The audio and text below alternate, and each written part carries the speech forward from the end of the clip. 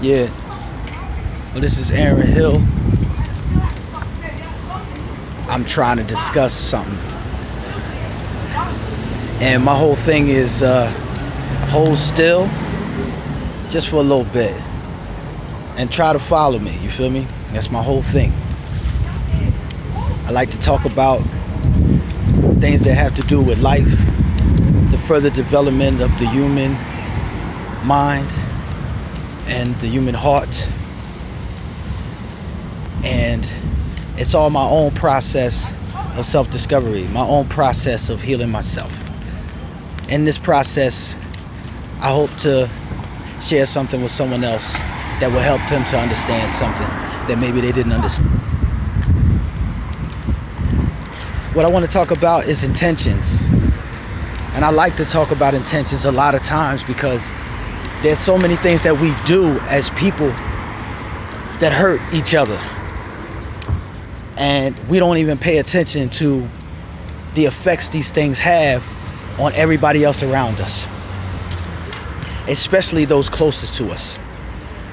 So while I'm dealing with my own self-contained internal shit, you know, the things that allow me to spread mental germs to other people, you know, sabotage the peace of mind of individuals who don't deserve it.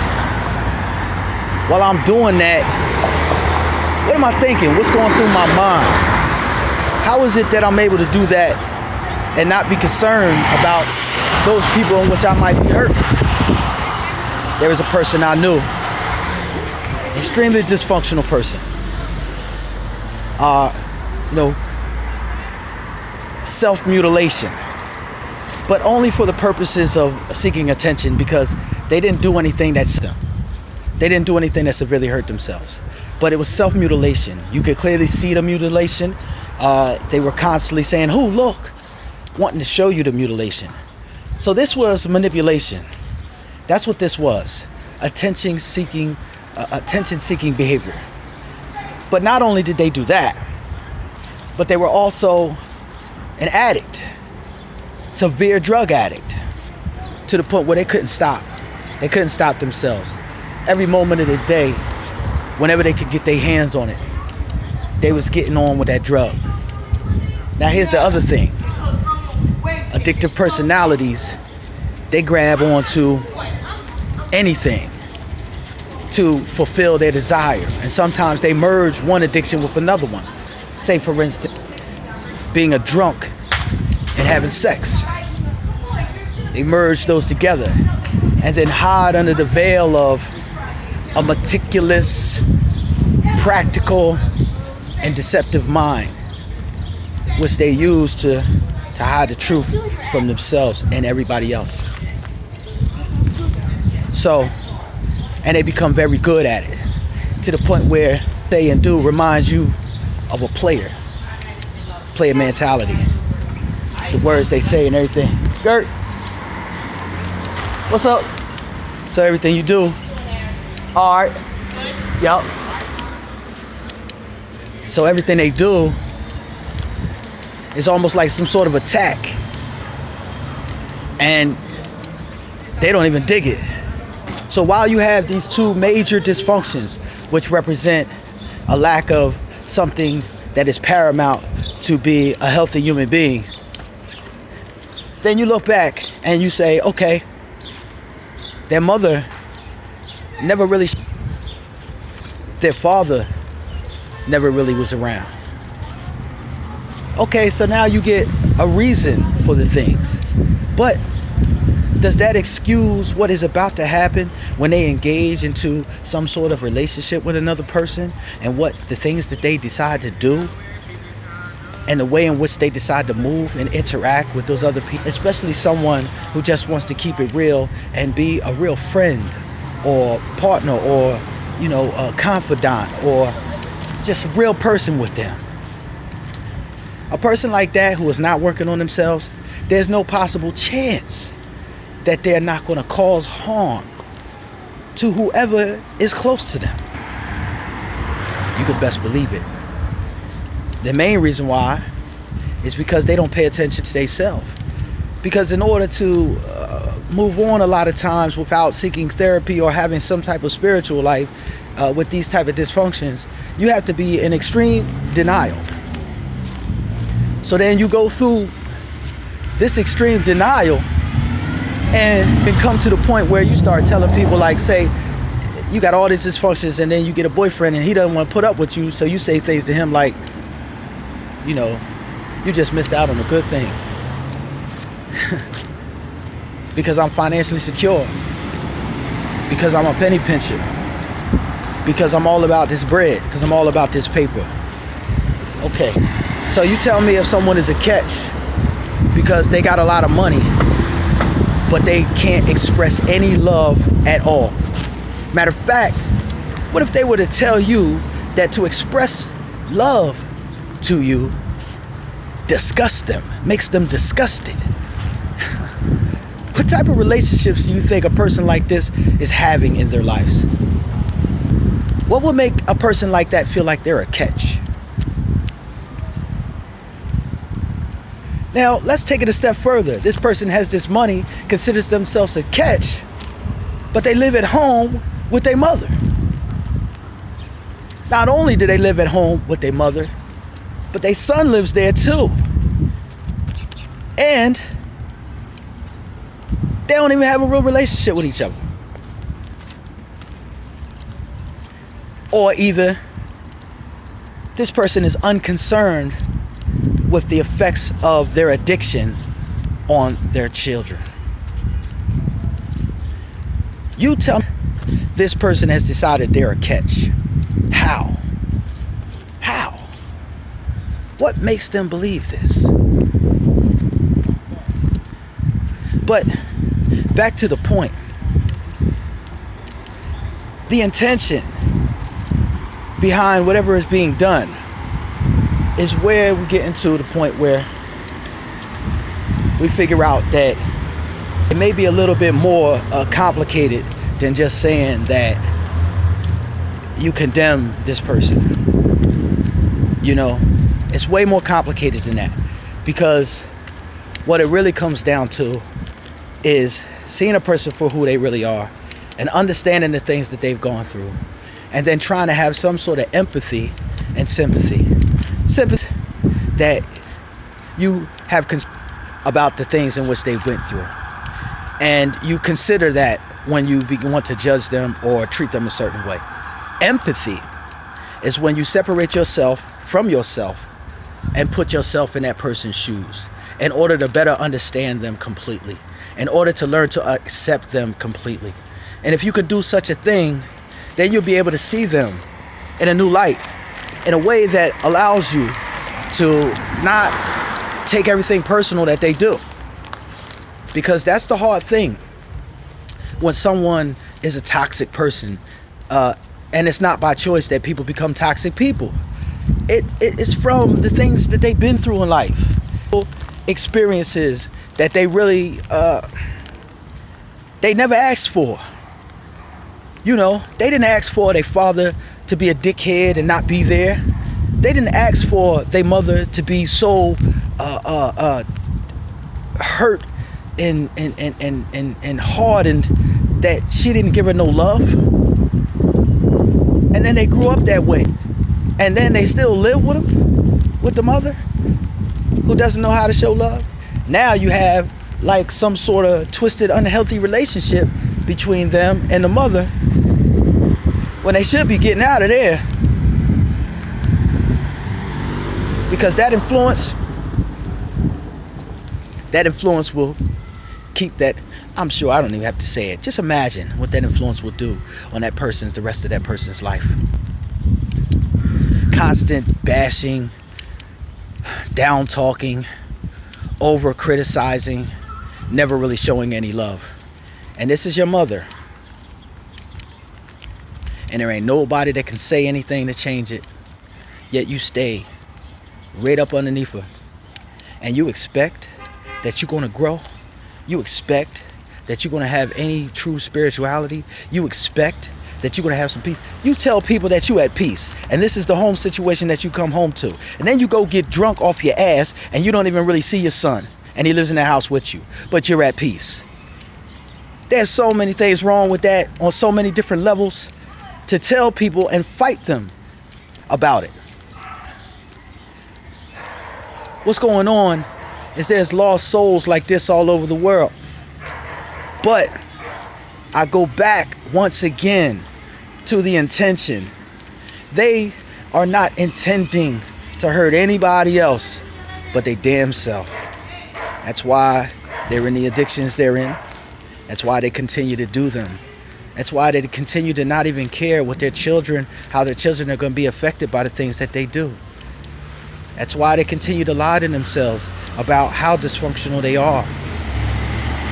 And whoever else they hurt, for all you people out there that have been hurt by people like this, toxic people, understand that they don't know what they're doing.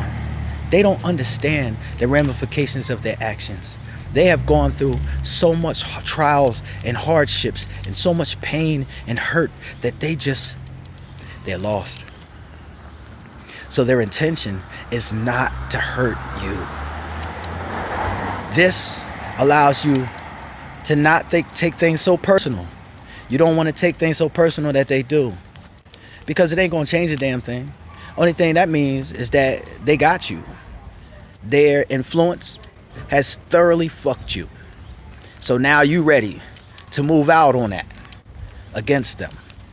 When in actuality, what you're doing is you're moving out against a spiritual vegetable. Someone who has no idea the ramifications of their actions or what they're doing. They don't even understand that they're lying. They don't even understand that they're hiding truth. They don't even understand that they are creating victims. They don't even understand that they are destroying lives. So since their intentions are not to do such a thing, what does that make us if we then intend to hurt them purposely because of the unintentional things that they've done? Does it make us right because someone hurt us simply that we retaliate and return such things? Does it matter if the person really meant to do such a thing or not? Is that important? If your brother turned around and backhanded you, but he was swatting a fly, do you then smack him back? Or do you say, oh damn, I seen that you was just trying to hit a fly. It's all good. See how the intention plays into it? Well, that should be universal. That shouldn't be something that you just use at your convenience. Maybe you're mad. Maybe you're dysfunctional. Maybe you're pissed off. And so somebody does something, but on this day, you're going to disregard what you know is the right thing to do, and you're going to serve them. Yeah, well, what side you want to be on? Righteousness, justice, or,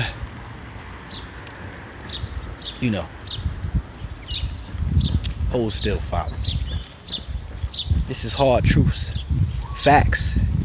Facts are defined as actual occurrences, things that actually happen, things that actually have some solidity to them. There's no way to refute a fact. It is what it is. You can't fight such a thing. The purpose of what I'm saying is to bring acknowledgement to everything shouldn't be taken personal. And everybody shouldn't just respond in a negative way to something negative that happened to you. It should be considered. It should be considered if it's supposed to be. If it's, let the punishment fit the crime. Let the punishment fit the crime. Don't just treat somebody because they treated you. Think about what the people been through. Have empathy for them. There are some men who look at their mothers and say, I can't stand my mother, or some other, or I can't stand my father. Well, before you hate, make sure you understand what they went through in their lives first, so that you can really hate Because otherwise, if you don't know that they've been through some crazy, terrible stuff that made them so traumatic that they lost control of their whole mind and senses, and then you one day see the backstory of them after you shot them in the back or after you stabbed them in the back for what they did to you, you're sitting there feeling bad. You're sitting there feeling sorry that you never did that you never looked at them, that you never tried to see, and you're like, damn, only if I'd have known that, then, oh, it makes perfect sense why they act like that, period. So the whole point is, okay, you understand now that these are dysfunctional people, these are crazy people, shot out. And so, you know they're gonna do something that's gonna fuck you over. It ain't no doubt, it's gonna happen. So now what? Hold still, follow me. Listen to this. It's on you. That shit is on you. Now you have a choice. You have to say, I gotta dip. And you best to dip fast. Like, I'm talking about blaze a trail out of there. Pardon my language, everybody. This is a very passionate situation, and I'm connected to everything that I'm saying. This is just not something that I'm talking that I don't know about. I'm addressing this from an empirical standpoint. I know the word empirical sounds like it might mean one thing, but what it really means is discussing something based on personal experience rather than theory or book knowledge or having a PhD. So I address the empirical situations. Everything is personal experiences or related to personal experiences. And I think that a lot of us have many of the same personal experiences. So this is where I'm at. Anyway, it's on you. And the more you decide to keep yourself locked in to the same situation, the more it's your fault if those people damage you. But the whole thing is by retaliating against them because they have damaged you, that doesn't put you on the side of good. They're right, unless they purposely try to do it to you. I give you that. But if they ain't purposely doing it, if they're doing it and it appears like it's purposely, but in actuality they're just extremely dysfunctional because you don't know their story, you don't know their life story, you don't know what caused them to be the way they are, find that out. Find that out before you retaliate. Learn that first. And then maybe you can make a clean break. Or maybe it'll be hard. But you will understand that maybe you don't have to take everything they do personal. Maybe they aren't doing this to hurt you. Maybe they're just lost and you fell in with a wrong type of person and you did so. It happened to you because God got a message for you. Because it's a trial that you're meant to learn from, so that you can expand your development as a human being and be a better person, be the best person you can be. And this is a stage of that. It is a level of understanding and growing into the best part of yourself so that you can lead blaze a trail to self-mastery. And the only way to have these things, the only way to learn patience, the only way to learn strength is to go through difficult situations. And situations include people. This is what the world is. The world, the environment. When they say you're a product of your environment, they ain't talking about the streets and the houses. They talking about the people. Don't you know it? Somebody tell me I'm lying. Somebody. This is what it is. The solution? Know yourself, understand yourself, realize the dysfunctions you have, and see the choices that you make. And then make better ones. Don't sell yourself short. Don't allow yourself to be under the strong arm and foot of dysfunctional people. Of people that ain't gonna do nothing but like salt your life with poison, with hurt, with pain. Because before you know it, you be in a situation where you're in love with somebody you had no business being in love with. And you got tattoos of that person on you. Then you find out that person was never who you thought they were. Then what? You feel like a damn fool, don't you?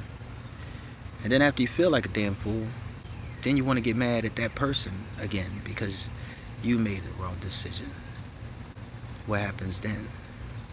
Retaliation.